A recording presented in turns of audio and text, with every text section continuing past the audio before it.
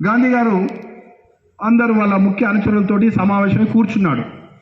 Please రే గాంధీ గారు అలా కూర్చుంటే ఆ గాంధీ గారి దగ్గరికి ఒక తల్లి వచ్చింది, ఒక పిల్లగాన్ని తీసుకొని, ఒక 11 years అబ్బాయిని తీసుకొని వచ్చింది.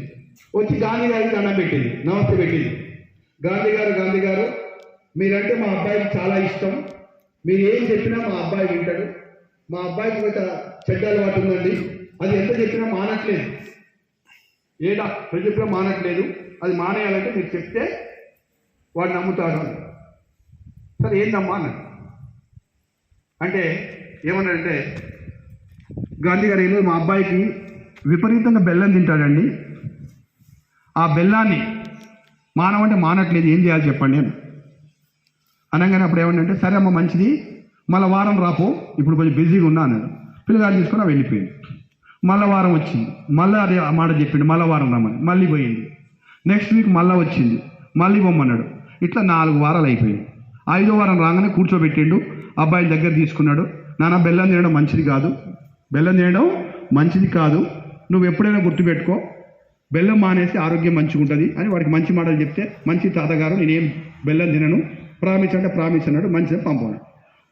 పోతుంటే ఆ తల్లికి కడుపులో ఒక విధంగా అది వచ్చింది. ఈ 4 మాటలు చెప్తందుకు 4 వారాలు తిప్పుకున్నాడు. ఈ మాట ఏదో 4 వారాల క్రితం చెప్తే అప్పుడే మర్చిపోవు కదా అని ఆ కడుపులో అది ఒక విధంగా నొప్పి వచ్చేసింది అన్నట్టు. మళ్ళీ రిటర్న్ వచ్చేసింది. మళ్ళీ నమస్తే పెట్టి అయ్యా నాదో డౌట్ అన్నది, చెప్పమ్మన్నాడు.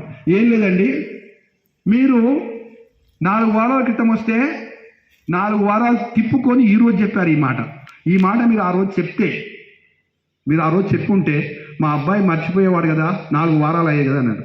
అప్పుడు గాంధీ గారు ఏమన్నా తెలుసా, మీ అబ్బాయికి ఉన్న చెడ్డ రోగమే నాకుందమ్మా, నేను కూడా బెల్లం బాగా తింటాను, ఆ బెల్లం మానేసేటందుకు నాకు 4 రోజులు పట్టింది. ఏం పట్టింది? 4 రోజులు పట్టింది. అది మానేసిన కాబట్టి ఇప్పుడు నమ్మకంతో నేను చెప్పగలుగుతున్నా. ఎందుకంటే నేను తప్పు చేస్తూ పక్కవాడికి తప్పు చేయొద్దని చెప్పకూడదు కదా. ఇప్పుడు నా మీద నాకు నమ్మకం ఉంది, ఎందుకంటే నేను బెల్లం తినట్లేదు కాబట్టి పక్కవాడికి కూడా ఒక హానెస్ట్ అనమాట, హోప్ అండ్ హానెస్ట్. దీన్ని ఏమంటారు? H for hope and honest. నాకు నమ్మకం ఏర్పడ్డది, నేను నిజాయితీతో ఇప్పుడు పనిచేస్తున్నా, నేను మానేసిన కాబట్టి వాడికి తప్పు అని చెప్పగలుగుతున్నా. నేను రోజు బెల్లం తింటూ వాడికి తప్పు అని చెప్తే ఎట్లా ఉంటుంది? నాకు నమ్మకం ఉండదు నా మీద నాకు, అదేవిధంగా నాకు నిజాయితీ ఉండదు, హానెస్టీ ఉండదు. అంటే హోప్ అంటే ఏంటంటే, హోప్ అంటే హెచ్ అంటే హోప్ అండ్ హానెస్టీ.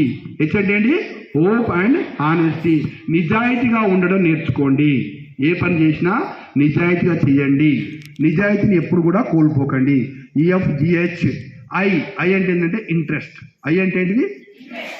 ఇంట్రెస్ట్ రావాలంటే ఒక రీజన్ ఉండాలి.